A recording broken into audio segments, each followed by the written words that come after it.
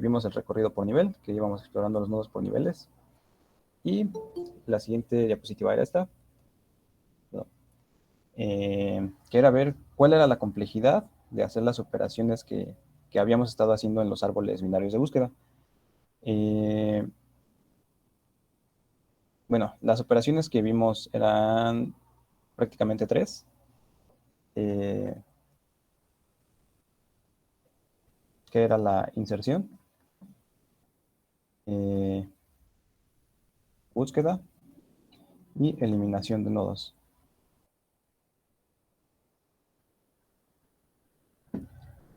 Entonces, pues vamos a ver aquí dos ejemplitos que podemos tener cuando hacemos estas operaciones.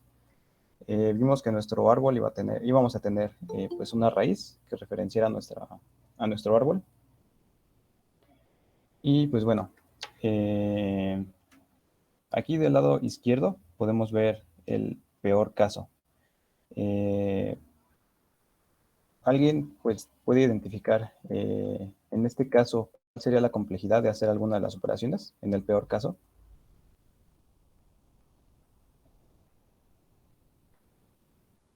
Vamos a ver, por ejemplo, queremos insertar el 1, ¿no?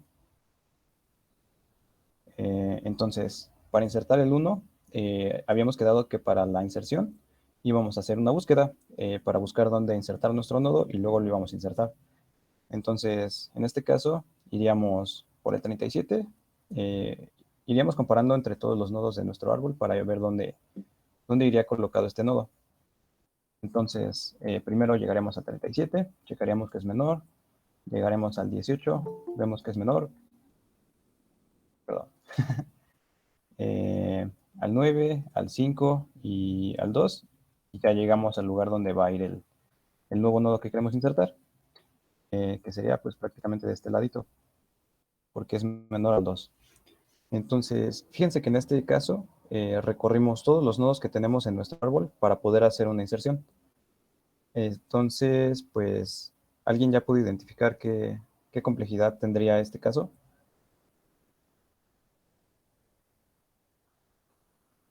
Eh, ¿N? sí, exacto, sería lineal porque tenemos que recorrer todos los nodos para poder hacer una operación. Y ya habíamos visto que, bueno, la búsqueda pues es lo mismo, ¿no? Para buscar un nodo, digamos, estamos buscando el 2, tenemos que pasar por el 37, 38 y así todos hasta llegar al 2. Y la eliminación pues era lo mismo, teníamos que hacer una búsqueda para poder hacer una eliminación de un nodo. Entonces, pues sí, la complejidad de todas estas operaciones va a ser lineal. De hecho, en general de los árboles binarios de búsqueda, así solitos, pues va a ser lineal la complejidad de sus operaciones. Eh, entonces, pues a lo mejor no está tan mal. Vieron que en las listas enlazadas también tenían una complejidad lineal y pues ya, ¿no? Para poder hacer operaciones. Pero, ¿qué pasaba cuando ya teníamos demasiadas operaciones de búsqueda, de eliminación? Si teníamos pues queries, llamémosle queries, de inserción, búsqueda o eliminación, y esta Q podía tener a n, pues ya tendríamos una complejidad total de n por n, ¿no? Porque cada una de las... mandaron algo aquí.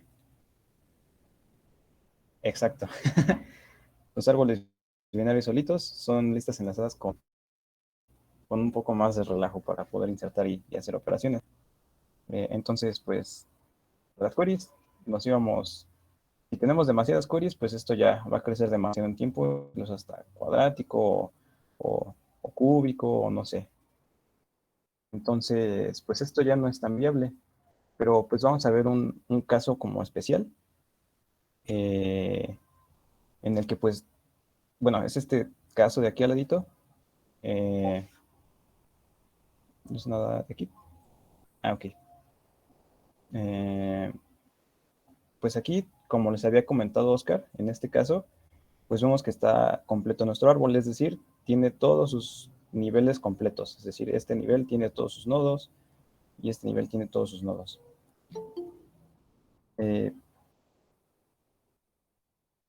En este caso, pues como les había comentado, cada operación o cada comparación para hacer la búsqueda, ah, Faltaba eh, avisarle a la gente. sí, en cada operación íbamos a descartar la mitad de nuestros nodos, ya sea de si nos íbamos al lado de estos nodos. Entonces, pues yo no lo voy a demostrar ahorita, pero pues sí se puede demostrar de que cuando estás descartando prácticamente o estás dividiendo tu espacio de búsqueda a la mitad, pues eso va a tener una complejidad de log de n. ¿Ok? Esto sería pues en un caso ideal, ¿no? En el que de alguna forma pues nos dieron los datos, los leímos y los insertamos y pues todo esto quedó así bonito, ¿no? Todo balanceado. Eh, entonces, pues, ¿cómo podríamos hacerle para que esto siempre quedara así? Porque pues ya vimos que esto es lo que me conviene, esto no, porque ya es muy tardado. Entonces, pues, tal vez hay una forma de hacer que esto siempre se cumpla y siempre esté nuestro árbol balanceado. Y pues esto nos lleva a los árboles autobalanceables. Uno de ellos es el ABL, el otro es el Red Black Tree, que ahorita se los voy a describir muy rápido. Y pues bueno, literalmente los árboles autobalanceables, cuando se están inclinando hacia un lado, pues hacen una operación que se llama rotación. Y pues aquí es donde entra como que en juego esa, o aquí tenemos esa ventaja de que tenemos esa propiedad, porque bien fácilmente podemos cambiar esta raíz por su hijo izquierdo o derecho, ya sea el caso, y pues ya tendríamos un árbol completamente balanceado, ¿no? Perdón aquí por mis dibujos feos. Pero pues tenemos varios como criterios. Este criterio pues es el que se sigue para el caso de los árboles ABL. Las siglas estas vienen de los creadores, que ahorita no recuerdo cómo se llaman.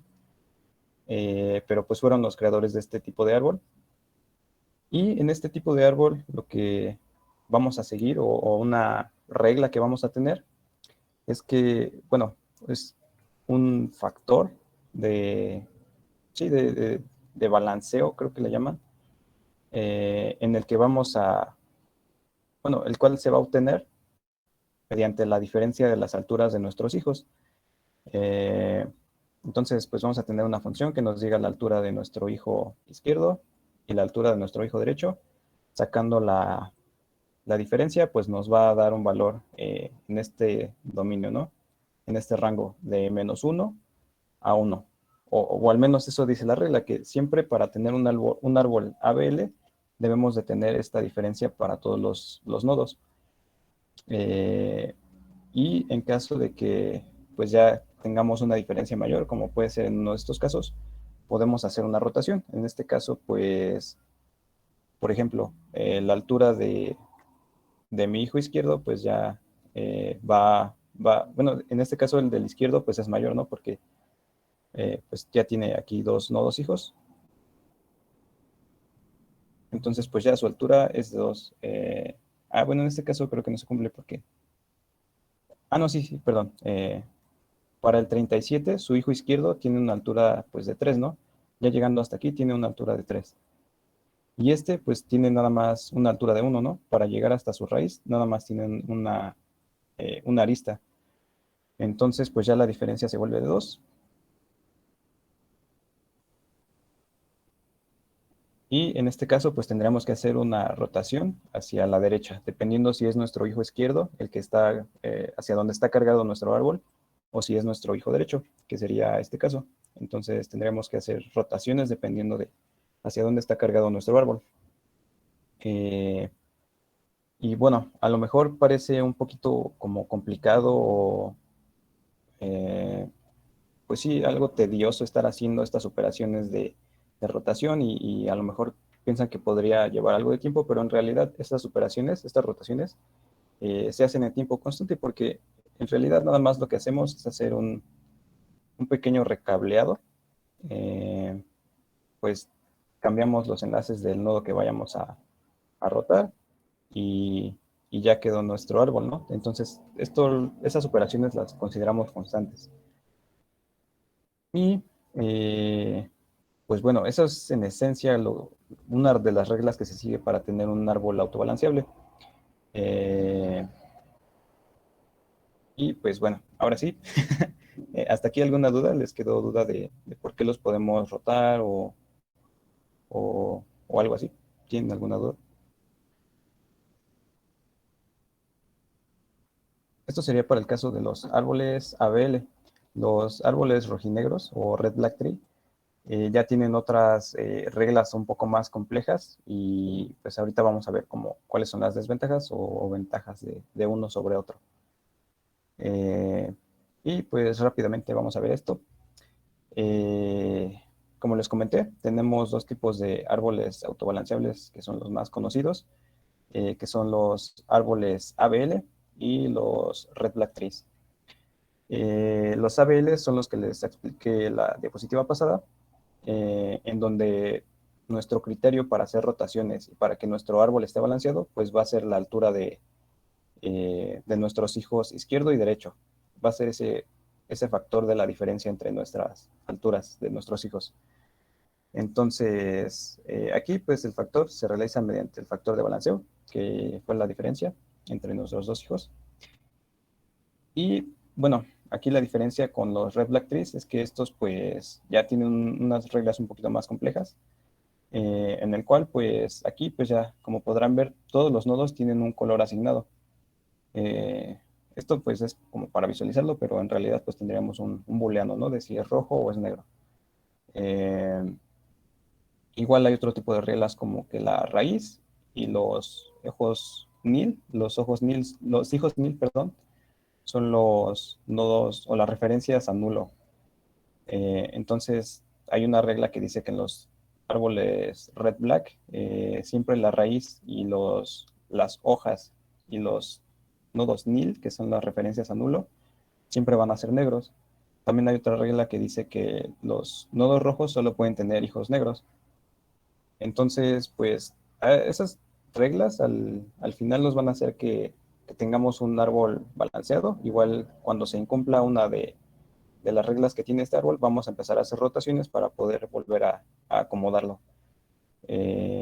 Nada más que aquí pues es un poquito más complejo porque hay diferentes casos, hay como 4 casos y hay que estar checando los colores y hay que estar checando que el tío y no sé qué tanto más. Entonces pues no, ya no vamos a entrar en detalle en eso, nada más pues tienen que conocer cómo funcionan o tener la noción de cómo funcionan.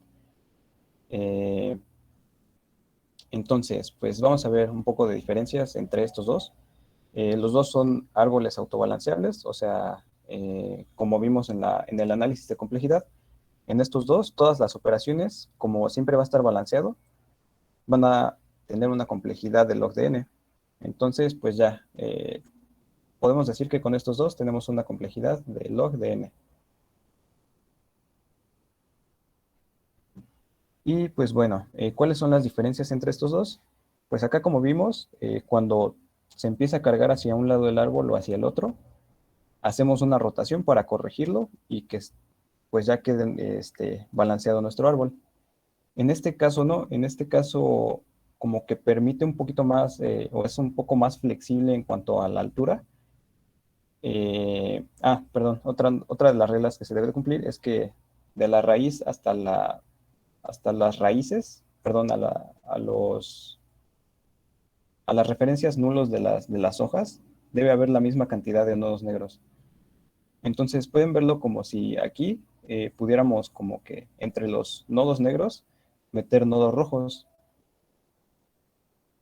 Eh, ya cuando no se cumple una de estas reglas, aquí podríamos meter, por ejemplo, otro árbol, otro nodo rojo, y pues se seguiría cumpliendo, ¿no? Aquí hay, de la raíz hasta las hojas, pues hay 2 nodos negros, ¿no?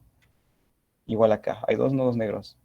Entonces aquí podemos ver como que entre los nodos negros se van a ir insertando los nodos rojos, pero en este caso pues nos conserva la misma complejidad. En el peor caso, la altura de nuestro hijo derecho pues va a ser nada más el doble, ¿no? Y eso es una constante. Eh, y pues bueno, ese es como que una de las ventajas de los árboles rojinegros, que en este caso, como es un poco más flexible, pues podemos, no tenemos que hacer tantas rotaciones. En este caso, en cuanto detecte un balanceo hacia la izquierda o a la derecha, con el factor de balanceo, pues ya tenemos que hacer rotaciones, ¿no? Y a lo mejor, pues, en una operación, pues no se nota tanto, pero ya si la van a usar demasiado las modificaciones, pues a lo mejor ya se nota un poco más. En este caso no, en este caso puedes estar metiendo hasta que llenes todos los huequitos que te quedan disponibles para meter nodos rojos y luego ya empiezas a hacer balanceos, rotaciones, perdón. Y pues como les decía, los árboles ABL son más estrictos, siempre van a estar más balanceados y por lo tanto, pues las búsquedas van a ser más rápidas porque siempre vamos a tener nada más prácticamente un nodo extra hasta abajo de cada nivel. O sea, el desbalanceo nada más va a ser de un nivel. O sea, que podemos tener, no sé, por ejemplo, aquí un 12. Ah, bueno, aquí ya está, pero... eh, sí, o sea, siempre va a estar más balanceado que este de acá, pero al final de cuentas, pues es prácticamente lo mismo. Eh, Otra diferencia es que, bueno, eh, como en el Red Black Tree no tenemos que estar haciendo balanceos a cada rato, cuando lo modificamos, pues va a ser un poco más rápido que en el ABL, porque podemos insertar como que con un poco más de libertad, sin tener que estar rotando a cada rato. Y en el ABL, pues cada que insertemos, si se desbalancea, pues ya, hacer rotaciones hasta que se quede balanceado de nuevo. Y pues prácticamente ese es el funcionamiento de estos árboles autobalanceables, donde mediante un criterio vamos a ver en qué momento vamos a empezar a hacer rotaciones para que nuestro árbol se quede balanceado. Para que se quede balanceado y podamos garantizar siempre una complejidad del log de n. ¿Hasta aquí tienen alguna pregunta o alguna duda?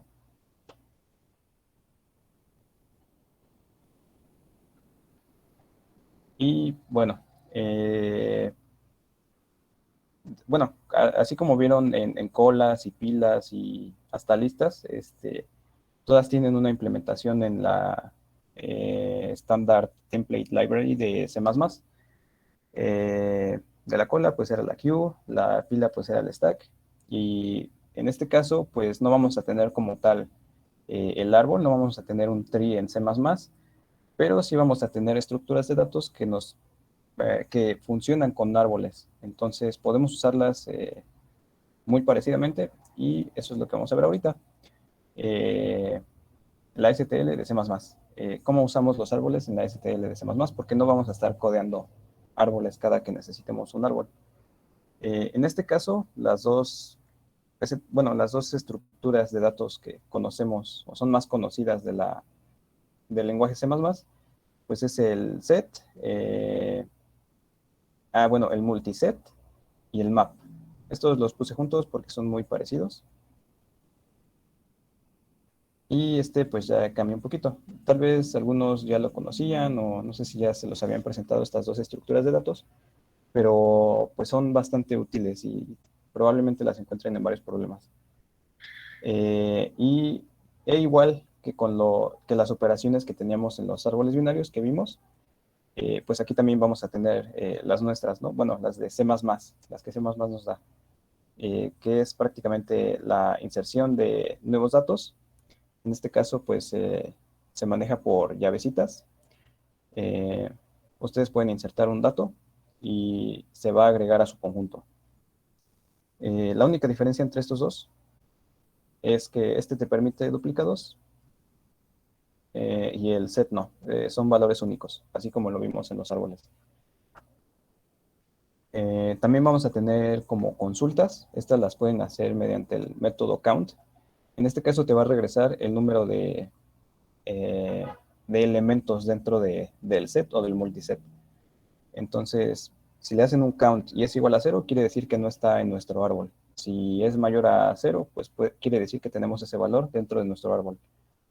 Y por último, pues lo de eliminar o erase, que pues nos va a quitar este valor de nuestro árbol. Aquí, pues yo les diría que tengan un poquito de cuidado en los multisets, porque si tienen, no sé, por ejemplo, metieron cinco valores del 3, por ejemplo, y quieren eliminar nada más un 3, si usan este método, pues nada, les va a borrar todos los 3 que tengan. Entonces, ahí tienen que ser un poquito cuidadosos para esto, para usar el multiset y las eliminaciones. Eh, y bueno, en el caso del map, también trabaja con árboles, pero aquí nos va a dar una utilidad un poquito diferente. Como tal, pues nos va a permitir hacer un mapeo. No sé si conozcan, por ejemplo, los mapas de Python. Perdón, son diccionarios, creo, diccionarios, algo así. Que mediante una llave podemos guardar un valor. Vieron que, bueno, recuerdan que los arreglos, pues podemos acceder a posiciones en el arreglo mediante numeritos, ¿no? Que son los índices en el arreglo. Entonces map nos va a dar una funcionalidad pues prácticamente igual, pero en este caso tiene que hacer un poquito más de trabajo interno porque estos, pues como vieron, son tipos libres, o sea, pueden aquí poner los tipos que ustedes quieran y automáticamente les va a hacer el mapeo. Digamos, pueden poner aquí una string y acá no sé, una clase que ustedes quieran. Y automáticamente les va a hacer el mapeo. Entonces, ¿dónde se usan los árboles aquí? Pues para guardar las llaves de cada, pues sí, de cada valor que vayan a guardar. Esto se mapea mediante un árbol. Entonces, pues para que lo tengan en mente, un map, eh, pues tiene una complejidad de log de n. El map así solito. Tal vez más adelante vean una estructura parecida que va a ser el honor del map, pero pues eso ya lo dejaré para más adelante. Y igual, el set pues va a tener la complejidad de log de n. Esto era prácticamente con lo que quería terminar el tema de árboles, para que ya pudieran utilizar ustedes los árboles en sus programitas de Codeforces o en general en cualquier aplicación que les quieran dar. ¿Hasta aquí les quedó alguna duda, alguna pregunta? ¿Comentarios? En caso de multisys, si queremos borrar nada más uno de duplicados, ¿hay una manera que podemos usar? Mm, sí, según yo sí. Bueno, al menos como yo lo hago, creo que hay un método que se llama find y ese te va a regresar un iterador. Entonces pueden hacer su conjunto.find, guardar su iterador y según yo si borras el iterador, ya nada más te borra ese valor, pero no estoy muy seguro. No sé si Oscar esté por ahí que me pudiera refutar. Se me murió mi internet, ¿me repiten la pregunta? Sí, es que en el multiset, según yo, te guarda, o sea, pues te guarda valores repetidos, ¿no? Pero Ajá. cuando quieres borrar un valor, según yo, te borra todos los valores. Si tenías 5 o unos, te los borra todos, según yo.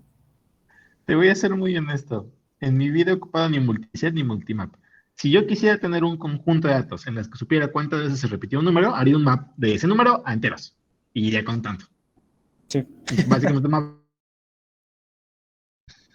sí.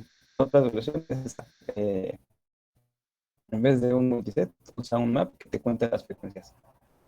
Eh, pero sí, según yo sería una forma.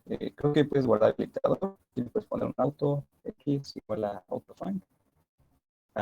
Find, no sé, un 5 y ya luego le haces un conjunto, erase y un x. Y no estoy muy seguro, lo voy a investigar y se los voy a poner aquí para que lo sepan. Pero según con esto sí te elimina solamente el elemento, un elemento del que quieres eliminar. Gracias. Sí, de nada. Y bueno, ¿alguna otra duda o de todo lo que vimos de árboles? Porque ya en este momento ya no me van a volver a ver. Yo tengo una pregunta,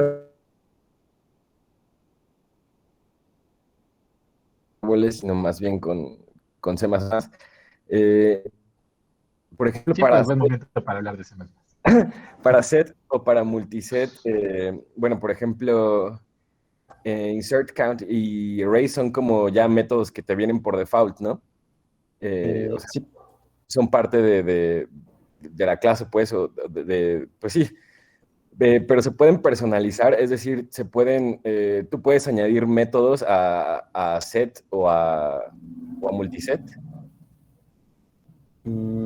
pues yo pensaría que sí. Hay un concepto en programación orientada a objetos que se llama herencia, entonces yo pensaría que con herencia se podría, pero nunca me había hecho esa pregunta. Oscar, tú que eres un máster en... Lo que tú acabas de describir, tengo una clase y quiero poder agregarles cosas en vivo y en directo cuando se me antoje. Es un concepto muy interesante que nada más lo sé de dos lenguajes. Uno que se llama Julia, que se llama Dynamic Dispatch, y sorprendentemente JavaScript permite hacer eso y muchas cosas. Así que en JavaScript se puede. C++ no, porque es estático, el compilador tiene que saber todo en todo momento, pero puede hacer una especie de medio hack, ocupando una clase que tenga como clase interna un multiset, y entonces se puede, pero es muy engorroso. No, el lenguaje no fue diseñado para hacer eso, pero si tú lo quieres, se puede. Ok, gracias. Sí. Bueno, otra pregunta de lo que quiera.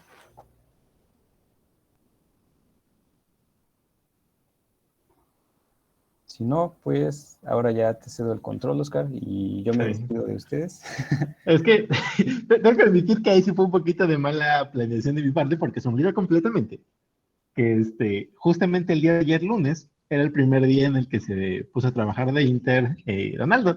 Entonces, pues supongo que eres bien apresurado y demás cosas. Aún así, muchísimas gracias por habernos acompañado esta semana. Creo que me dijiste, ¿no? Que cualquier persona que quisiera preguntarte más cosas con respecto a lo que estás haciendo o Ah, algún sí. consejo, te podría enviar mensaje. Sí, sí, sí, pueden contactarme. Ayer empecé una Inter, no sé la verdad cómo me quedé, porque yo no, no considero que sea muy, muy especial, pero pues si yo pude, o sea, yo los, eh, yo los animo a que ustedes apliquen, se metan al proyecto Nutria, si ya les habían platicado, métanse y pues apliquen a alguna empresa, y yo creo que sí, sí pueden. Con lo que están viendo ahorita, con eso fácil la hacen para una entrevista. Y pues cualquier pregunta que tengan, pues ya aquí está el Discord. Ya me vieron en Discord. Algunos ya me enviaron mensaje de dudas y así, pero sí, con toda confianza. Ahorita voy a tener un poquito de tiempo, pues, relativamente libre, parte de En la... lo que se resuelve todas las cosas. Sí, sí, sí. Y pues sería todo. Y gracias a ustedes por darme chance de poder dar esta clase, de experimentar con los nuevos. Va. No, gracias a ti. No, no, no, al contrario. Voy a intentar cambiarme en internet. Si desaparezco ahorita regreso. Son 10 segunditos. De nada. Gracias, Donaldo. No, de que espero que hayan aprendido algo. Y, bueno, otro comentario, pues es la primera vez que estoy dando clases, entonces, pues yo creo que sí se nota algo el nerviosismo y como que la novatez, pero pues hay Ok, una no. primera vez Sí, que todavía. sigue sin haber internet de mi parte. Oh, oh.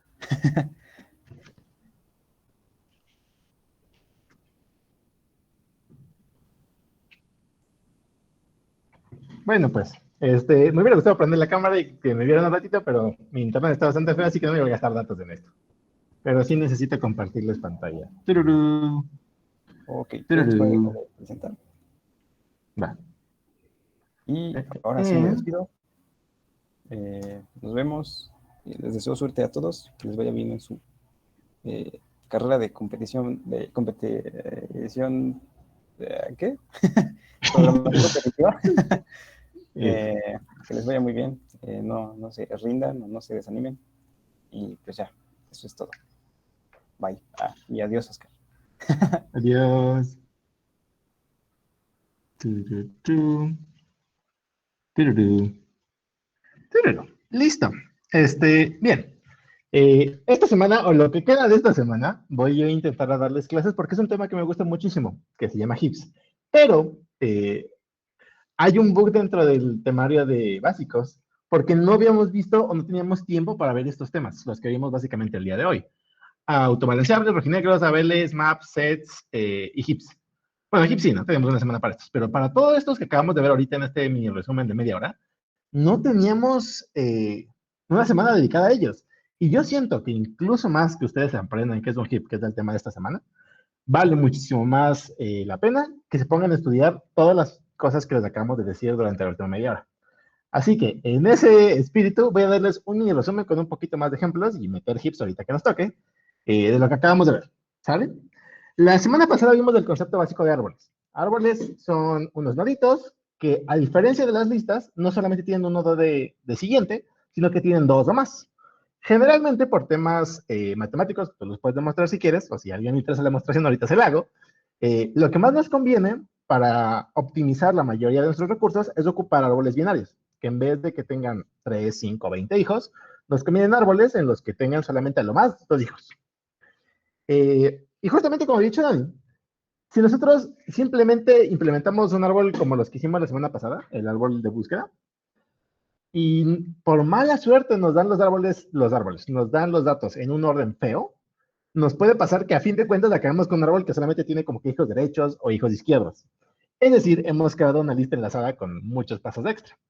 Y como toda buena lista enlazada, agregar o eliminar es muy lento. Entonces, eso no nos conviene.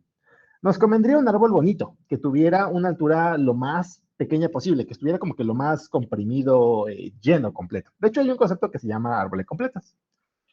Entonces, queremos un árbol binario que esté lo más comprimido, que no haya huecos, o que haya la menor cantidad de huecos posibles.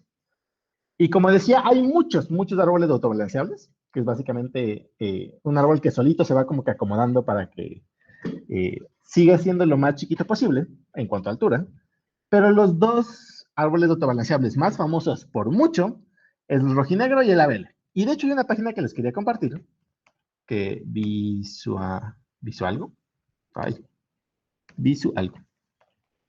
que si no la conocían, esta cosa es hermosa. Al menos para mí que me gusta mucho aprender con cosas visuales, esto me encanta. Y de hecho, es un buen momento para que les cuente un poquito de todas estas cosas que hay aquí. Esta página nos permite visualizar ciertos algoritmos o estructuras de datos muy interesantes. De hecho, por ejemplo, aquí está un link a uno de los libros que más recomendamos en el club, ya que vayan en intermedios o en avanzados, que se llama Competitive Programming. Tenemos un montón de estos y estamos buscando cómo conseguir más para prestarlos porque están muy, muy buenos. Pero bueno, aquí hay varias estructuras. Supongo que en algún momento en sus clases verán ordenamientos. De hecho, justamente el día de hoy vamos a ver un ordenamiento interesante. Máscaras de bits va a ser uno de los últimos temas que atacamos. Ya vimos listas enlazadas, ya saben lo que hacen.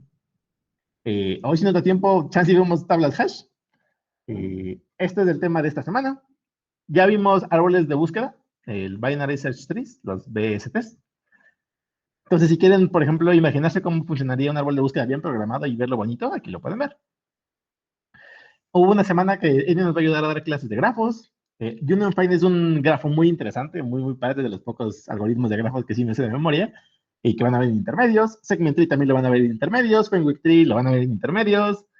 Esto no tengo ni la menor idea de que sea. Recorridos de grafos, pues lo vamos a ver con Enya. Minimum Expanding Tree y flujos lo vamos a ver en intermedios. Hay un semestre completo para estas cosas. Matching también. Este es un problemita de listas enlazadas que seguramente ya vimos. Se los dejo en la lista de seguimiento. El de checar si una lista enlazada tiene ciclos. Pues hay una visualización solamente para eso. Los affix tree también muy interesantes y los affix array los van a ver en intermedios. Geometría se ven en intermedios. Convex Cool se ven en intermedios. Minimum vertex se ven en intermedios. Entonces, hay muchísimas estructuras que nos faltan por ver. Pero prácticamente con lo que vamos a ver esta clase, ya van a ser capaces de manejar muchísimas cosas, como que los básicos. Como el 80 o 70% de los problemas de competitiva se pueden resolver con lo que vamos a ver hasta esta clase. Bueno, con las estructuras que vamos a ver hasta esta clase. Pero que no se asusten, o sea, hay muchísimas más y habrá tiempo para verlas, pero ahorita quiero tocarles de algunas clásicas. Entonces, no me digas que no tienes un árbol rojinegro, amiguito. A ver. Representation. Empecemos con los rojinegros. Red, black. Red, skip. Este, por ejemplo, es solamente un árbol binario de búsqueda como el que hicimos la semana pasada. Y de hecho, por ejemplo, ustedes pueden decirle, mira, ¿qué pasaría con este árbol si se me antoja agregarle el número, no sé, el número 100? Pues lo agregas. Ahora, ¿qué es lo que pasaría si yo quisiera agregar el número, yo qué sé, 50? Pues buscaría acá, buscaría acá, buscaría acá, se movería para acá, se movería acá, se movería acá, y aquí agregaría el 50. Entonces, ustedes pueden ir viendo de manera bien gráfica y bonita cómo es que pasan muchas cosas de los árboles. También, por ejemplo, puedes ponerte a ver, ¿cómo lo imprimiríamos en orden, por ejemplo? Pues imprimiríamos este, y después nos diríamos para acá, y después de aquí, después de aquí, después de aquí, después de aquí, y así es como nos iríamos moviendo. Tenemos de un color los visitados y lo ponemos en este colorcito como que naranja cuando ya los imprimimos a pantalla, ¿no? Por ejemplo, ahorita imprimimos estos, pero no hemos impreso este, ahora imprimimos este, ahora imprimiríamos este, y ahora imprimiríamos este, después imprimiríamos la raíz y después imprimiríamos el 100. Entonces, si ustedes quieren checarlo, la verdad me gusta muchísimo esa página. Lo que me sorprende es que no tenga rojinegras, pero hay 50 páginas en internet que los tienen. Y sí, rojinegras. Entonces, vamos a hablar de las primeras árbol autobalanceable. No voy a decir muchas más cosas que nadie me haya dicho, pero aún así quería agregar un par de cositas. Varias veces durante el curso ya les he recomendado un libro que se llama Estructura de Datos con Java. Lamentablemente Java, pero aunque es un Java relativamente modernito, hecho por un profesor de la Facultad de Ciencias que se llama Canek, bastante conocido, y explica a muchísimo detalle todas esas estructuras, de manera muy matemática, todo bien demostradito, en español. Entonces está muy, muy padre si quieren de verdad meterse en profundidad. Digo, los que vamos a ver esta clase, no, mi objetivo no es que se la aprendan de memoria. Mi objetivo es que si ahorita les digo que por favor implementen un árbol en rojinegro, no me interesa que sean capaces de hacerlo. Lo pueden googlear o seguramente alguien ya lo hizo mucho mejor que ustedes. El objetivo es que entiendan un poquito más o menos que esto no es magia, que hacer un árbol autobalanceable es engorroso, pero no es difícil. Requiere mucho código, pero los algoritmos per se no son complicados. Entonces, vale. ¿Qué es un árbol rojinegro? Como había dicho, sus reglas tampoco son muchas. Todos los vértices tienen colores, o rojos o negros, de ahí su nombre. La raíz es negra, todas las hojas vacías, por así decirlo, son negras. Cuando tenemos un vértice rojo, ambos hijos tienen que ser negros. Y ya. Bueno, y la otra quinta regla que había dicho era que todas las trayectorias posibles, de la raíz a las hojitas, tienen que tener la misma cantidad de hojas negras. Y ya. Estas 5 reglas se puede demostrar de una manera bien divertida que nos van a garantizar que todos los árboles tienen que estar autobalanceados. O más o menos como que no se hace una lista enlazada. Como decían, a comparación de los otros, puede estar chueco, pero no tan chueco. Entonces, nos conviene, porque agregar cosas es relativamente más rápido, no hay que hacer tantas rotaciones, aunque buscar es un poquito más lento, porque tal vez está medio chueco. No mucho, pero tal vez está un poquito chueco. Y de hecho, los algoritmos tampoco son difíciles. Tienen muchos casos, pero una vez que te pones a leerlos, tiene mucho sentido por qué en este caso hacemos esto, por qué en este caso hacemos esto, por qué en este caso hacemos esto y demás. Entonces, programarlos es relativamente trivial, casi casi siguiendo los casitos y dependiendo de qué es lo que toca hacer del caso, pues no ves punteros. Así que no es difícil de programarlo y eliminar tampoco. Son 5, 6 casos, así que tampoco está tan complicado. Muchos lenguajes de programación los ocupan. Por ejemplo, Java también tiene sus, por ejemplo, creo que se llaman map trees o hash trees, no, set trees o algo así. También, tras bambalinas ocupan este tipo de árboles. ¿Por qué? Pues porque insertar es relativamente rápido y tampoco están tan chuecos. Por eso los ocupan. Entonces, esos son los rojinegros.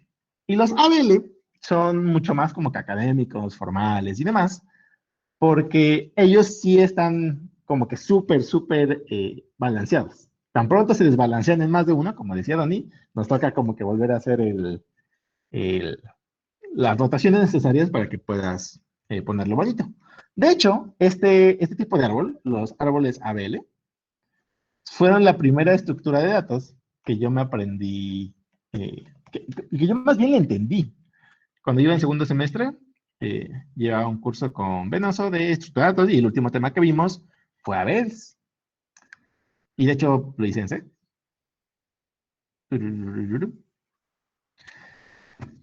Entonces, sinceramente estoy muy orgulloso de este tema porque es de las primeras cosas que le entendía la onda y no era un algoritmo relativamente trivial, sino era algo complicado de hacerse. Tampoco tan complicado, pero sí complicadito de hacerlo. ¿Por qué? Porque cuando tú buscabas este tema en internet, te aparecían 50 tutoriales diferentes y ninguno se ponía de acuerdo el uno con el otro. Y después de darle un muy buen rato a leídas y haciendo dibujitos, me di cuenta de una cosa interesante. Básicamente, lo que hacemos con los árboles Abel es pasar de este tipo de árbol a este tipo de árbol. Aquí tenemos un árbol que tiene una raíz Y con un hijo X y aquí quién sabe qué haya. Puede ser un árbol, puede estar vacío, puede ser lo que se me pegue la gana. Y este hijo X puede tener dos hijos. Pueden ser árboles, pueden ser noditos, pueden estar vacíos, no me importa. Lo que me importa es que sí existe un elemento Y y lo que sí existe un elemento X. Si tengo estas dos características, puedo pasar de aquí a acá. Y es bastante fácil, es simplemente cambiar la raíz del lugar y ya, ¿no? Que es básicamente mover un par de punteros y se acabó. De hecho, el código tampoco está difícil, solamente que lo hice en C y un C bastante feo de hace mucho tiempo cuando se iba a programar muy bonito, pero algo es algo. Y ya, sí, son bien poquitas líneas, diría yo. Hacer varios swaps y ya. Recalcular alturas y ya. Entonces, pasar de aquí para acá no es difícil. Nada más que en internet, si se ponen a buscar este tema, van a encontrar nombres medio feos como rotación derecha, que se ve medio fea, o rotación izquierda, que también se ve medio fea. Pero es exactamente lo mismo, simplemente que con dibujitos más complicados. Pero hacer esta operación, pasar de este tipo de árbol a este tipo de árbol, es lo mismo que hacer esto a esto. Si implementaran esta, sin mover una sola línea de código, tu código va a ser esto. Simplemente que este dibujito se ve como que más complicada la cosa. Y si ustedes implementaron cómo ir de aquí para acá, con el mismo código que implementaron, van a poder ser capaces de hacer de esto a esto. No, de esto a esto. Hay otra que se llama rotación izquierda-derecha y derecha-izquierda, que es pasar de esto a esto y de esto a esto. Y para hacer esto, no tienen que implementar una sola línea de código más. Basta con primero llamar a una y primero llamar a la otra. O sea, hacer una rotación a la derecha con el hijo derecho de la raíz y hacer una rotación izquierda a la raíz. Y una vez que hagas esto, o sea, por ejemplo, inicias con este nodito. Una vez que haces la rotación derecha, llegas a esto. Y una vez que haces la rotación izquierda en X, pues llegas a esto. Entonces, en 2 pasos, puedes pasar de aquí a acá. Así que, a fin de cuentas, solamente hay que implementarse esto. Solamente hay que implementarse esto. Nada más que en Internet se les fue la onda y ya se pusieron muy rara la gente. Entonces, todas estas rotaciones que también no se pueden implementar simplemente con estas dos. Ahí. Pero bueno, tampoco espero que se la aprendan. Simplemente que vean que hacer que un árbol se autobalancee son como 10 líneas de código. Y ya. Y la otra rotación, pues también son otras 10 líneas de código. Y ya. No es mucho. Y es más, decimos más, seguramente lo podría hacer más pequeño como en 3 o 4. Entonces, no es difícil. Simplemente que estas operaciones hay que hacerlas más veces y demás. Y por lo tanto, generalmente insertar cosas dentro de los árboles de Abel es un poquito más lento. Es mucho más rápido buscar, pero es un poquito más lento insertar. Y debido a que la gente generalmente inserta más cosas de las que busca, los lenguajes de programación decidieron ocupar rojinegros, pero perfectamente pueden haber ocupado Abeles. Ahora, estos dos temas están interesantes saberlos, y si a ustedes les gusta la carrera de ciencias de la computación y computación teórica y estructuras de datos, pues está padre que lo hagan. Definitivamente, si tienen tiempo y les gusta, implementar un árbol rojinegro o implementar un árbol ABL, por ejemplo, en C++ o en algún lenguaje, les puede tomar un día entero o una semana, pero es un proyecto bien bonito cuando ya funciona y hace lo que tú quieres que haga. Se siente muy, muy bonito. Y si alguien quiere hacerlo, puede enviar un mensaje para que les ayude a divulgar en cualquier cosa que se apare. Pero bueno, esto no es un curso de programación teórica ni nada así. Esto es un curso de programación competitiva. Y en la programación competitiva, cada segundo cuenta. No nos vamos a poner a implementar estas cosas al momento. Lo que vamos a implementar son estas dos estructuras que ya tiene hecho el lenguaje. Es un poquito difícil entender cómo pasamos de aquí a acá, porque conceptualmente son dos cosas diferentes. Ahorita, durante este ratito, Don y yo les platicamos de los árboles originarios y de los ABL. Vale, pues. Estos árboles nos permiten almacenar información, ¿no? Por ejemplo, podemos almacenar, no sé, numeritos. Y ya. ¿Sale? Ahora, ¿qué es lo que pasaría si yo digo que en mi árbol rojinegro o abele, no me importa cuál elige al fin de cuentas, no puedo almacenar repetidos? No puedo almacenar repetidos. Si en algún momento me encuentro un nodo con el mismo valor que el que yo tengo que insertar, me enojo y lanzo una excepción o te regreso cero o lo que tú quieras. De tal manera que mi árbol no va a tener repetidos. Bueno, conceptualmente podríamos ver esta clase de árboles en las que no hay repetidos como una muy buena forma de tener algo que se llama en matemáticas conjuntos. Los conjuntos son un grupo de elementos únicos. Entonces podría tener aquí un conjunto de números, ¿no? Y le podía hacer preguntas a este arbolito. Vamos a tratarlo como si fuera una caja negra. Yo le podía decir, oye, conjunto, tú tienes guardado el número 57, y lo que va a hacer es intentar insertar el 57 y en algún momento se va a dar cuenta de, ah, ya lo inserté. Entonces me diría, sí, sí lo tengo, ya no lo puedo volver a insertar. Le podría preguntar, oye, ¿tienes el número 21? Y también lo va a buscar y lo va a encontrar. Entonces, el conjunto podría decirme si tiene o no elementos. Y lo podría hacer bastante rápido, porque a fin de cuentas, este arbolito, si lo ocupamos con una BL o un rojinegro, a lo mucho va a tener logaritmo de n siendo la cantidad de elementos de profundidad. O sea, sí, esto siempre me encanta ponerlo. Imaginemos que tenemos un árbol que tiene, no sé, 1000 elementos. Bueno, ¿cuánto va a ser la profundidad máxima de ese árbol? 10. O sea, va a tener que hacer 10 preguntas a lo mucho para encontrar si un conjunto tiene cierto elemento, sí o no. A pesar de que tienes 1000 elementos. Ahora, ¿qué es lo que pasaría si tuviera, no sé, 10 a la 6? 1.000.000 de elementos. 19 preguntas. No está mal. ¿Qué te parece 10 a la 9? 10 a la 9 elementos. 30 preguntas. Bueno, ¿y 10 a la 12? 40 preguntas. Oye, para tener un árbol de 10 a la 12, que es un montón normal, con 39 preguntas puede encontrar si lo tienes o no, lo cual está padrísimo, es súper rápido. Entonces, el conjunto me sirve mucho. Puedo agregar cosas en logaritmo y puedo saber si, igual, eliminar cosas en logaritmo y checar si las contienes en logaritmo. Muy, muy padre. Recuerden que el logaritmo es casi, casi constante. No siempre, pero casi, casi constante. Entonces, con eso podemos tener una caja negra que le vamos a llamar conjunto, que nos va a permitir hacer literalmente eso. Es más, vamos a hacer algo en código ahorita para que vean que no los estoy mintiendo. Vamos a hacer esto más grande y listo. Ponemos el iStream para que pueda mostrar cosas en la pantalla. Y si ocupan bits, pues no tienen que escuchar esto, pero si no ocupan bits, para usar conjuntos, pues se llama set, ¿no? Y return si quiere escribir. Ahora vamos a hacer algún ejemplito sencillito. Digamos que quiero hacer algún conjunto. Vamos a llamarlo conjunto, porque no se me ocurre algún otro nombre. Y puede ser conjuntos de lo que se te pegue la gana. El 1, 2, 3, 4, 5 y no sé, el 10. Claro, me falta el using name. Using name space std. Bien, entonces, ¿qué es lo que puede hacer? Pues puede hacer cualquier cosa que podría hacer con cualquier otra estructura de datos, como las listas o las pilas. Además, puede ir imprimiéndolas, ¿no? Puede ir agarrando cada elemento del conjunto y hacerle un cout, un espacio, y al final hacemos un salto de línea. Y ahora vamos a ejecutarlo, ¿no? G++ menos de std igual a C++ 11 y ya .cpp, y una vez que acabes, ejecutas el programita que acabo de crear. No sé por qué mi compilador la primera vez siempre se toma una eternidad en cargar, pero les juro que la siguiente ya es un poquito más rápido. Y ya está. Puedes ver que tienes los números. Todo perfecto. Y por ejemplo, si tienes varias veces repetidos algún número, pues el conjunto se va a encargar de eliminarlo.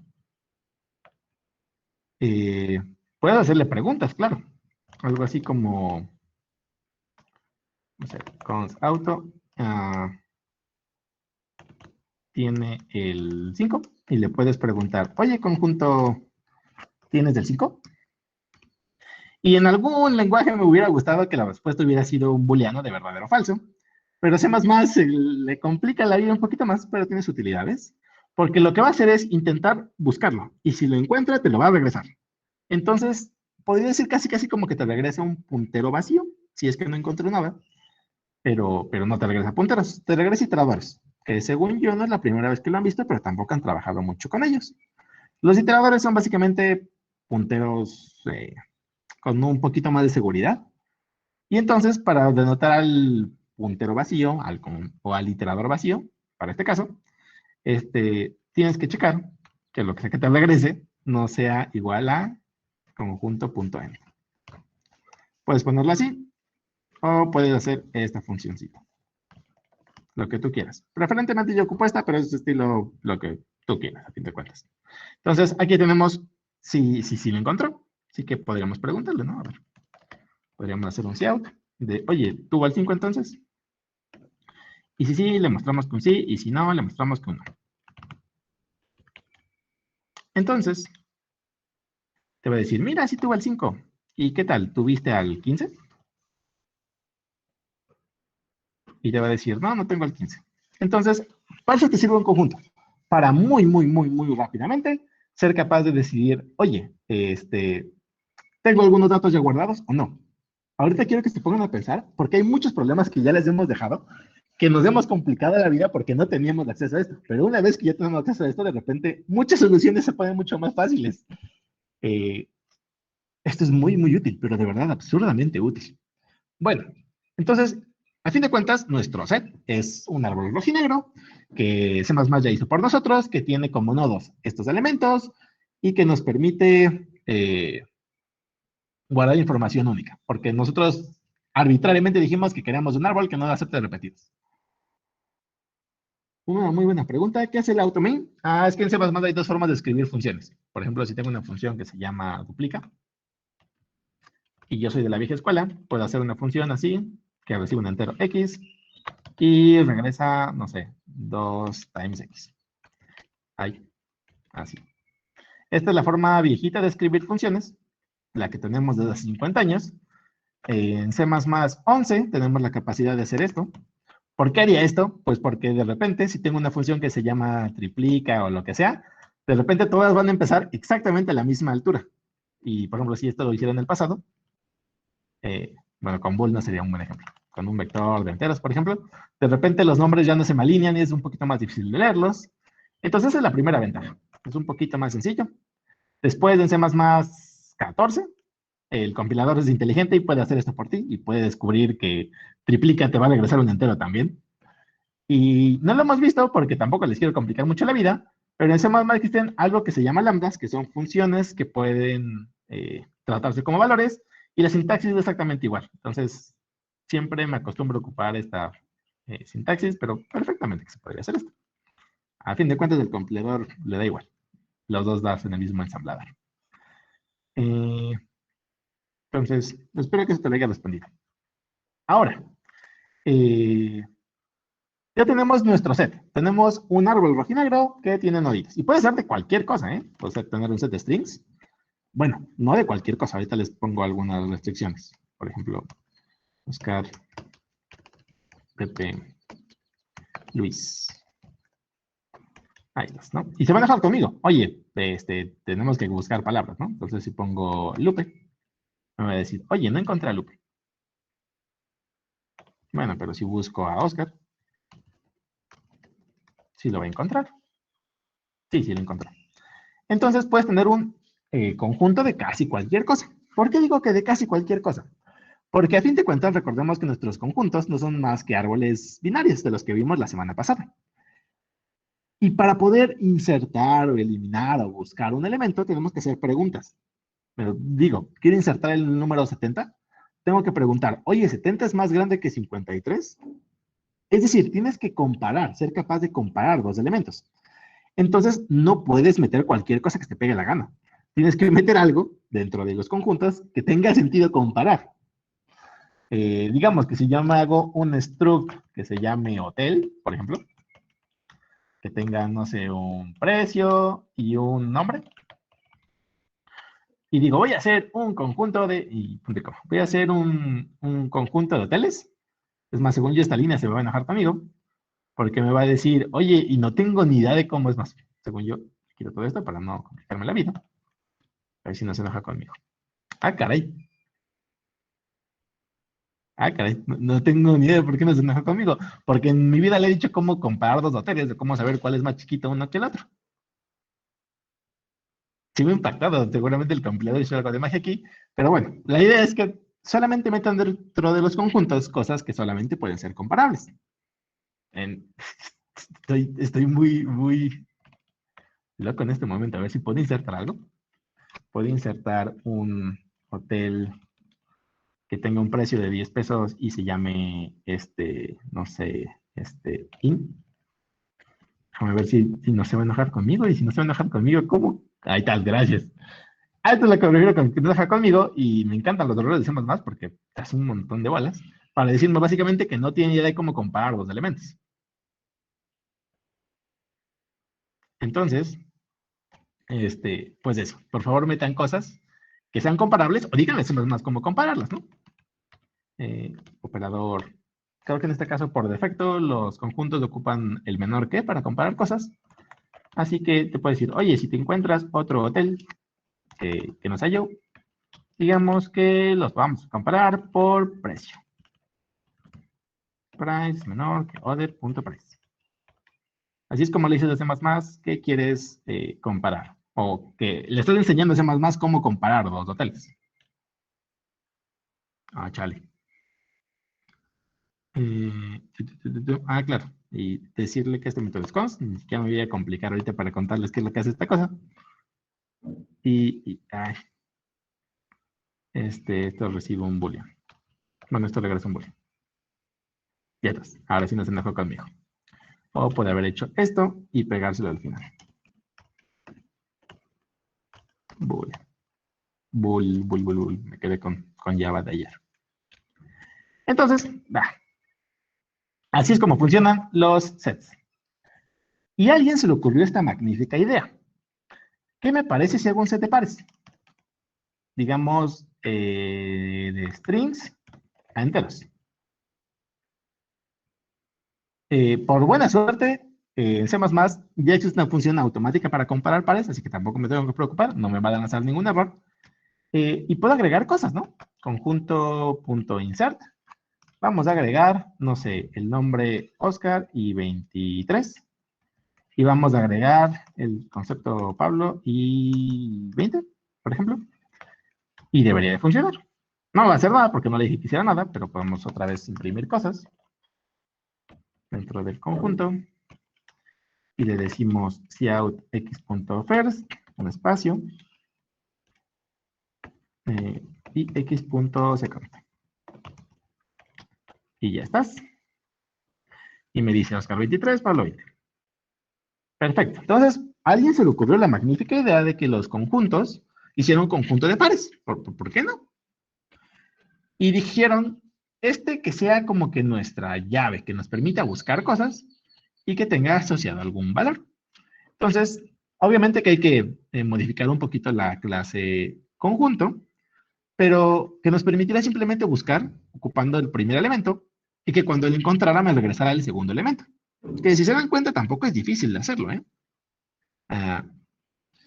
Entonces, a alguien se le ocurrió esta magnífica idea. Vamos a tener un conjunto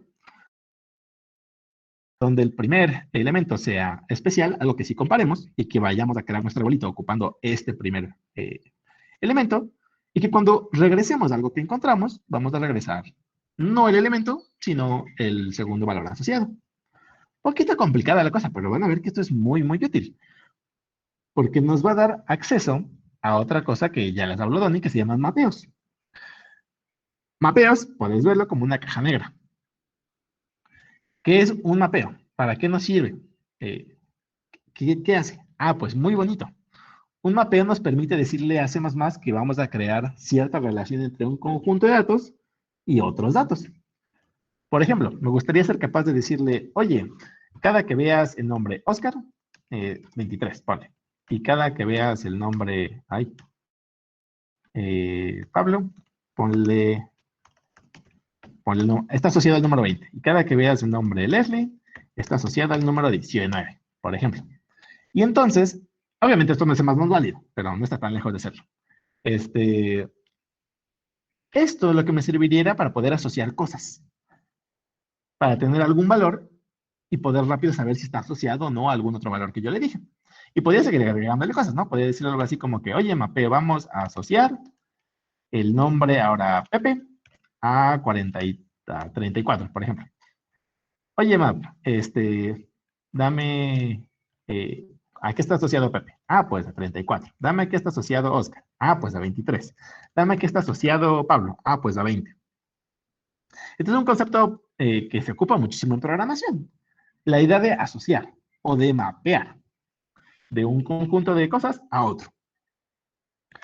Y lo que acabamos de hacer con nuestro set de pares es eso. Acabamos de implementarnos algo que nos permite mapear cosas, por ejemplo, strings, a números. Pero perfectamente podríamos mapear, no sé, de enteros, a enteros, o de una estructura que se les ocurra a ustedes a strings, o lo que ustedes quieran. Entonces, esa es la ventajota que nos da los maps. Y obviamente C++ ya tiene unos. Map. Y la sintaxis está más bonita. Es un map de qué cosas a qué cosas. Voy a mapear de strings a enteros. Y puedo darle insert. Y es más, creo que este código sí ya funciona. Y puedo decirle que lo busque. Conjunto.find. Bueno, no es un conjunto ahora, es un mapeo. Mapeo, mapeo, mapeo, mapeo. Vamos a buscar a Oscar. Const out. ¿Por qué se enojó conmigo? Porque escribí mal. Ya está. Entonces, yo le puedo decir, oye, intenta buscar a qué está asociado a Oscar. Como yo sé que está asociado a algo, le puedo decir, bueno, me va a regresar un iterador, como todo nos regresa un iterador, y los iteradores de los maps son divertidos, porque no tienen un valor, tienen dos, la llave y el valor. Entonces puedo decirle, ¿cuál es tu llave?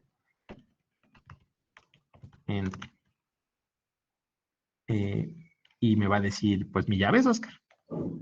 Y le puedes decir, bueno, ¿y cuál es tu valor? Pues mi llave, digo, mi valor asociado es 23. Así es como ocupamos los mapeos en C++. Puedes buscar cosas, te va a regresar un iterador. Este iterador tendrá un punto first y un punto second. Y si no estás seguro de que esta cosa exista, pues antes que nada tienes que checar. Oye, si esta cosa es diferente de mapeo.end, recordemos que es la forma que tiene C++ de asegurarnos que lo que sea que regresó algo válido. Porque, por ejemplo, puedo buscar y esto obviamente que no lo va a encontrar. Entonces, pues, no va a ser raro, porque le puse aquí el if. Si no se lo hubiera puesto, hubiera sido un asombroso segment o basura, cualquiera de las dos. Entonces, esa es la ventajota de los maps. Otra pregunta, ¿por qué ponemos constante del auto? No la pone mucha gente, pero lo pongo yo para decirle al compilador, no voy a modificar el valor de x, no me permite hacer algo ahora como x igual a find de otra cosa, porque yo declaré esta variable para ocuparla en esta vez, y nunca la voy a volver a cambiar. Eso le da cierta ventaja al compilador. A veces puede ser que tu programa sea bastante más rápido. Y para la gente que lo está leyendo después, no se tiene que preocupar porque alguien vaya a cambiar el valor de x. Puedo ver esta línea y puedo saber que nadie nunca más va a volver a modificar esta variable. Simplemente para simplificar. Y sí, C++, cuando le pones const donde puedas, a veces hace unas maravillas y hace códigos absurdamente rápidos. Pero bueno, hablemos entonces ahora de los maps. Esta es una de las estructuras de datos más bonitas que existen. Muchísimo. Es 30 y las tablas hash, yo creo que son las dos cosas más útiles que se ha inventado el ser humano en muchísimo tiempo. Así que, ¿podría platicarles ahorita de los hash? Déjame ver cómo vamos de tiempo. Sí, aunque sea conceptualmente les quiero explicar un poquito de qué son las tablas hash. Tablas hash.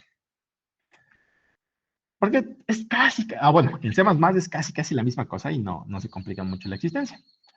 Bien, hasta ahorita los sets y maps tienen una ventaja y una desventaja, o ciertas características.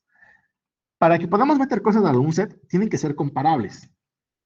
Para que metamos cosas a un map, las llaves tienen que ser comparables. Recuerden que en map tenemos dos cosas, llaves y valores. Las llaves tienen que ser comparables. ¿Y qué es lo que pasaría entonces si no tengo algo que sea comparable? Deme un instante para contestar algo, 2 segunditos.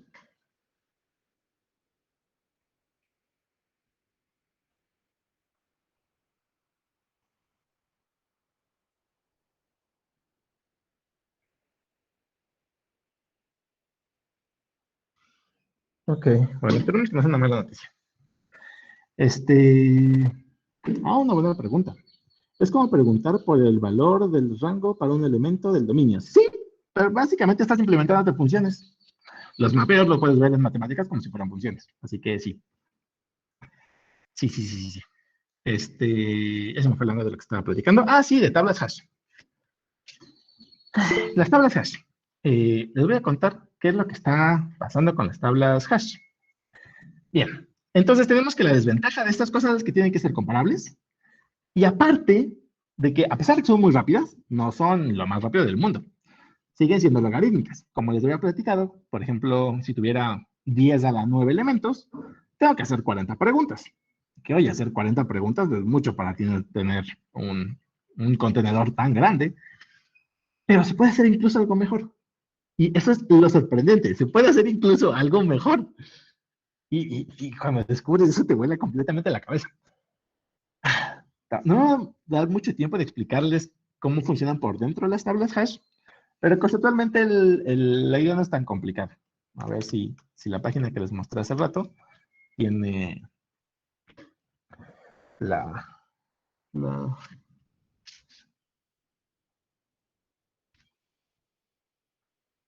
Oh, ok, parece que no era una mala noticia, me asusta. Ay, qué bueno que no va a quedar grabado, o quién sabe si a alguien le interesa, pero cuando te envíe un mensaje en este momento no es una buena noticia. Ahora sí ya, tablas hash. ¿Qué es lo que hacían? Bien, las tablas hash básicamente es mezclar listas enlazadas con arreglos.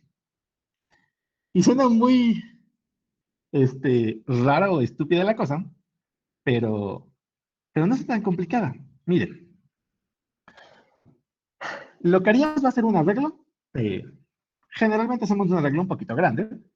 Y este arreglo no va a ser de enteros, ni de números, ni de strings, ni de nada. Lo que haremos con las tablas hash va a ser arreglos de listas enlazadas. Hacemos un arreglo de listas enlazadas. ¿Sale? En este caso, miren este arreglito. No sé por qué lo llamaron H, pero bueno, tiene listas de enlazadas como sus elementos, ¿no? Tienes una regla con el índice 0, el 1, el 2, el 3, bla, bla, bla, ¿no? Ahora, ¿para qué demonios quiero un arreglo de listas enlazadas? Ah, pues bien padre. Porque si yo encuentro una forma en este caso es las funciones hash, que es esa forma, de tomar un número, o un entero, o un string, o una clase, o lo que tú quieras, y transformar esa información en un número más o menos aleatorio, puedo medio aleatoriamente ponerle en alguna de las casillas de mi arreglo de manera aleatoria, ¿no? Entonces, obviamente que no es aleatoria, hay mucha cosa de criptografía detrás. Y si les gustan las criptomonedas, la parte de criptografía y de hashing está divertida. Pero bueno, a lo que voy es que, imaginemos que esto es una tabla hash de números. En este caso, mire que al final lo que almacena la lista de enlazadas son números. Entonces, ¿qué es lo que pasa? Digamos que yo quiero insertar el número 25, que por ejemplo creo que no está aquí, ¿no? Bueno, lo que haría sería de manera aleatoria, casi casi, elegir alguna casilla para insertarla. La que se me pegue la gana. Obviamente que no es así. Lo que hacemos es mandar a llamar una función hash que me da un número medio aleatorio y ya. Entonces, a fin de cuentas, mira, se me ocurre agregarlo aquí. Y entonces me voy a esta lista enlazada que estamos creando y la pongo al final. Vamos a, por ejemplo, agregar el 25. Y decir que aleatoriamente eligió meterlo aquí. Ay, ¿qué hice? Insert, perdón. Vamos a insertar el 25. Ya, aquí lo puse. Entonces, ahora tenemos una lista enlazada de 2 elementos. La idea con las tablas hash es que tengas un arreglo absurdamente grande y muy poquitas elementos dentro de tus listas enlazadas. Y que la función esté padre, la función aleatoria esté padre, para que no se me peguen todas en el 2 o no se me peguen todas en el 10, ¿no? Que más o menos esté distribuido de manera uniforme. Si logra hacer eso, pasa algo mágico. Y es que si yo soy capaz ¿cómo decirlo sin que me emocione tanto? Si yo soy capaz de hacer esto, idealmente tendría muy poquitos elementos en cada una de mis listas enlazadas.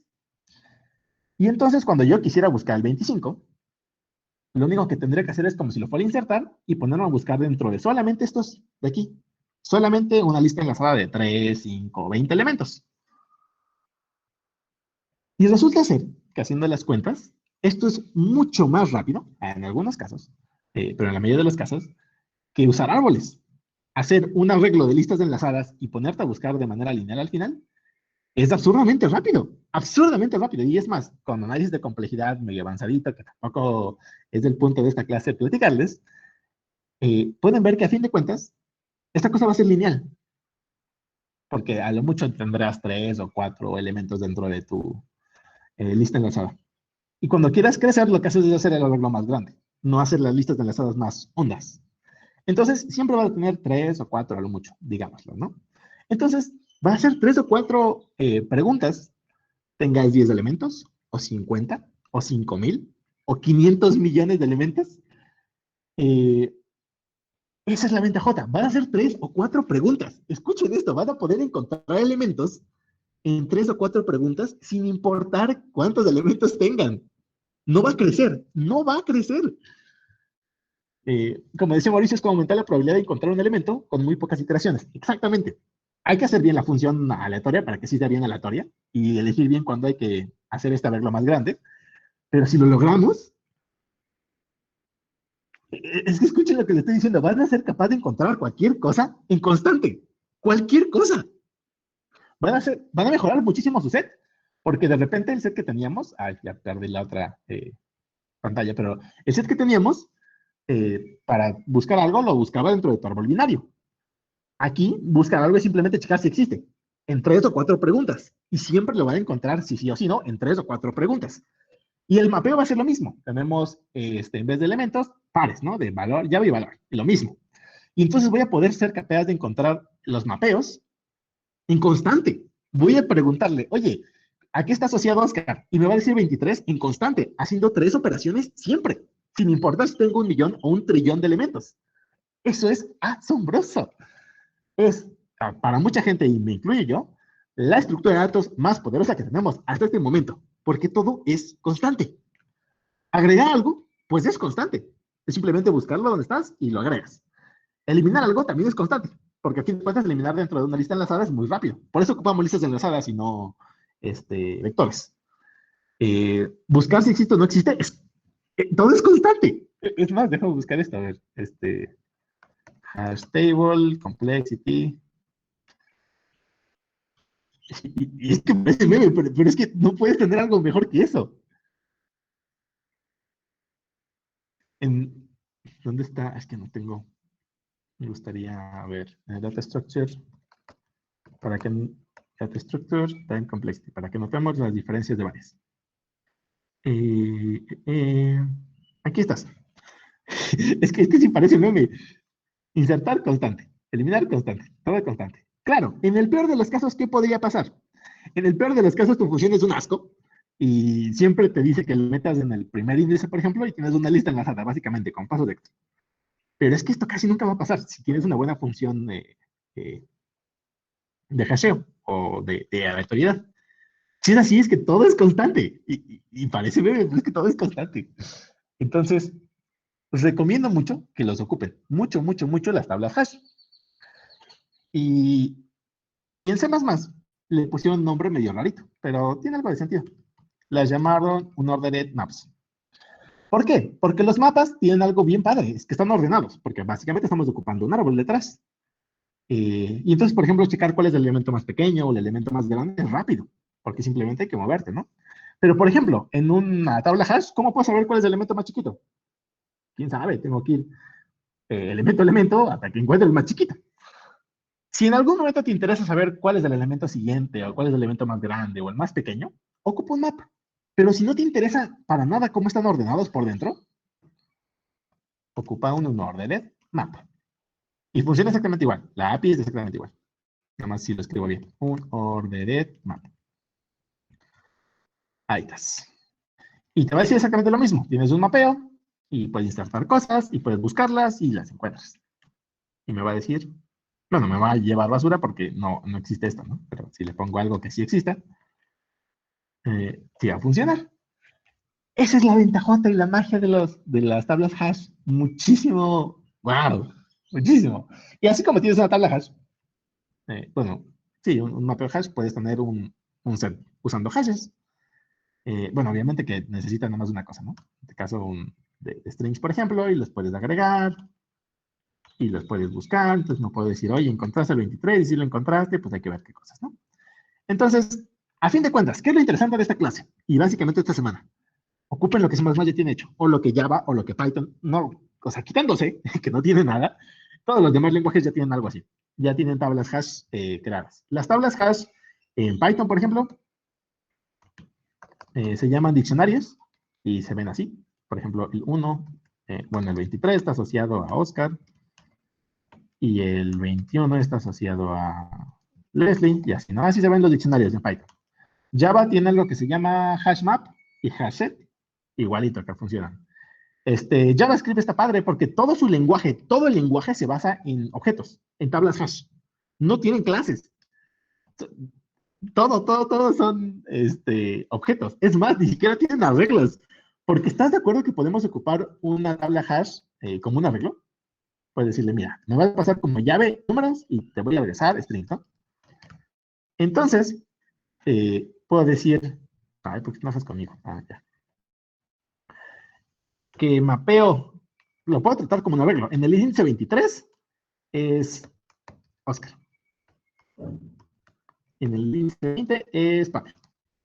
Y acabo de básicamente crearme un arreglo infinito, porque le puedo meter el número que se me pegue la gana y va a ser muy rápido, va a ser instantáneo. Entonces, básicamente esto es otra forma de crear arreglos. Obviamente que con muchísimo más complejidad, pero es que, por ejemplo, JavaScript ni siquiera tiene arreglos, todos son objetos, porque son absurdamente rápidos. Entonces, a fin de cuentas, muchísimos problemas de programación competitiva se pueden resolver o se pueden hacer soluciones bien hermosas ocupando estas cosas. Se acordarán, por ejemplo, del problema del newspaper, que estaba en la UVA, que te decía, ah, mira, para cada letra tenemos asociado un precio. Ah, pues bien fácil. Para cada letra tienes asociado un precio. Y rápido podía decir, mira, la letra A está asociado al 1. Y la letra, no sé, Z está asociada a este número. Y en constante puedo saber para qué letra cuál es el valor asociado. Eso está padrísimo, padrísimo. Entonces, esas son las tablas hash. Me quedan 5 minutos y obviamente que no me va a dar tiempo de ver hips, pero ahorita seguramente en la próxima clase del jueves no nos tardamos mucho tiempo viendo hips. Pero sí quería que les quedara estos 3 temas súper claros. Si se quieren olvidar de cómo funciona por dentro un árbol rojinegro, adelante. Si se quieren olvidar de cómo funciona una BL, adelante. Nunca en mi vida las he vuelto a ocupar, las implementaciones. Pero estas 3 cosas se ocupan todos los días, en todos los lenguajes, en todo lo que ya hago en computación. Así que les recomiendo mucho que lo chequen. Pregunta de Ángel. Un JSON, que es un JavaScript Object Notation, que es cosas de programación web. ¿Es como una tabla hash? Exactamente, es lo mismo que una tabla hash. Bueno, se puede representar como una tabla hash. ¿Alguna otra pregunta de todas las miles de cosas que vimos el día de hoy? En la página sí, ahí está sobre no sobre todos, está sobre la ABL. Está el código en C de la ABL y la explicación de la ABL. Paso el link si quiero.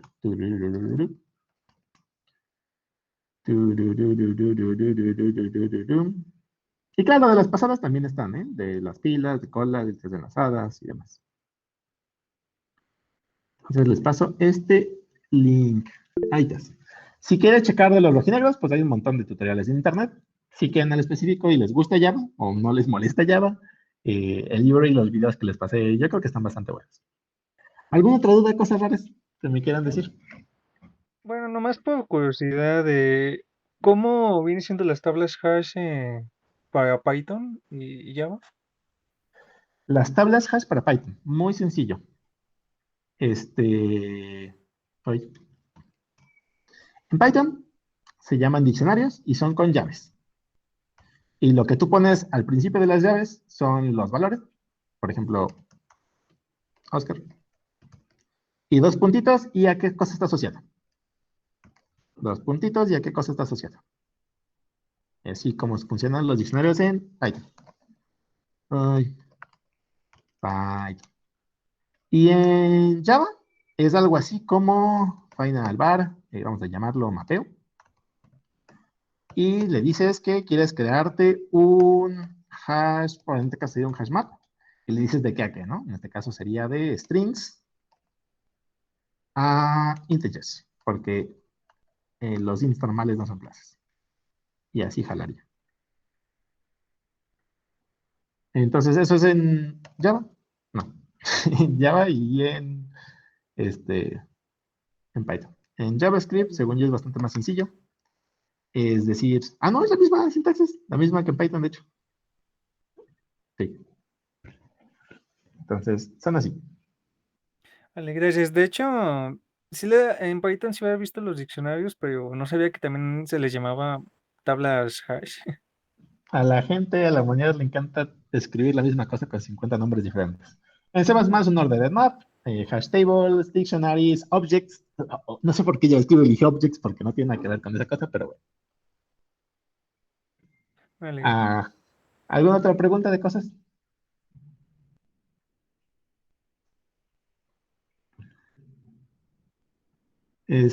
Si no, lo voy a hacerles eh, un repasito rápido, anuncios semanales y tráiler de hips. Repasito rápido de la semana, igual que todas las semanas, vamos a tener concursos este sábado de 6:30 a 9:20, creo, 9:30. Básicamente 20 minutos más que la vez pasada, para seguir haciéndolos cada vez más realistas. Este concurso va a estar bien padre porque no van a ser tantos temas repetidos, porque vamos a ver un poquito de árboles que no pudimos ver, vamos a ver problemas que ocupen sets, problemas que ocupen maps, problemas que ocupen tablas hash y problemas que ocupen heaps, que van a ser el último tema que no me dio tiempo de explicarles, pero tampoco es tan complicado. Entonces, si quieren inscribir, ya puse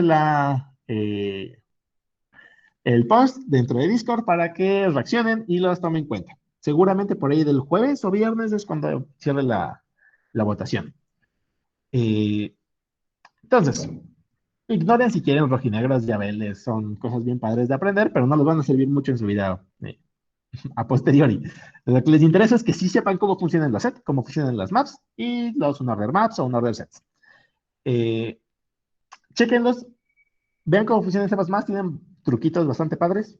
Si no, en la próxima clase también les explico un poquito más de truquitos de cómo trabajar estas dos cosas en C++ en específico. Y son de los temas más importantes que van a ocupar para todas las cosas.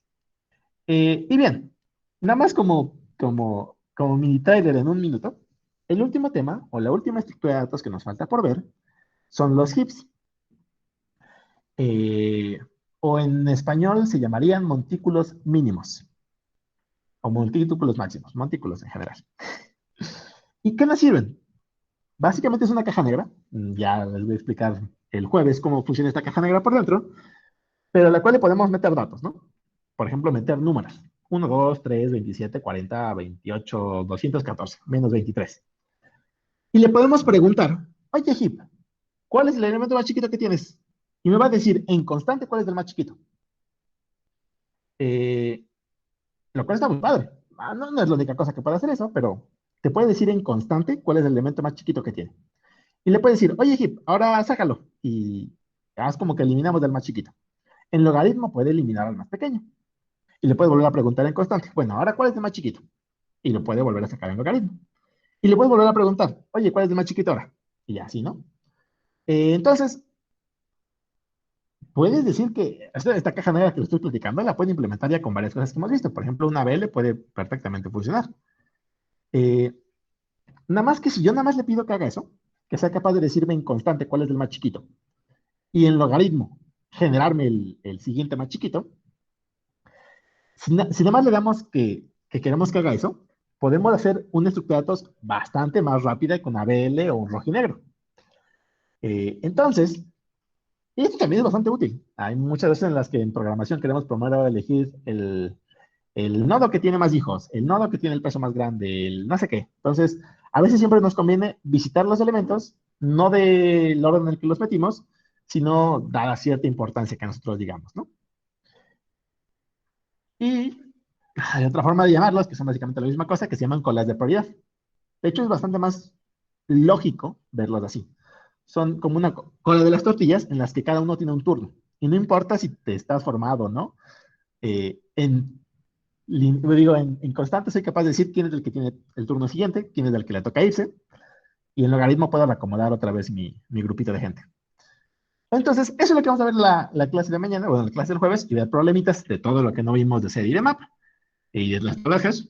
Pero a fin de cuentas, los Simpson no están ocupados. Sinceramente, me pasé los 2 primeros años de programación competitiva sin saber cómo funcionaba por dentro, hasta justamente el semestre pasado que llevé otra vez estructuras de datos, y finalmente le agarré la onda. De hecho, por eso quería dar clase esta semana, porque cuando las entiendes es como, ah, pues sí, es muy estúpido, ¿cómo es que nadie me lo había explicado así? Así que el objetivo del joven es que vean que hacer esto es muy estúpido y que, ya, a comparación de las cosas que vimos antes, esto es muy sencillito. Pero bueno, eso es básicamente un resumen, tráiler y ya, creo que eso es todo. Así que, ¿alguien tiene alguna pregunta al final de todo esto?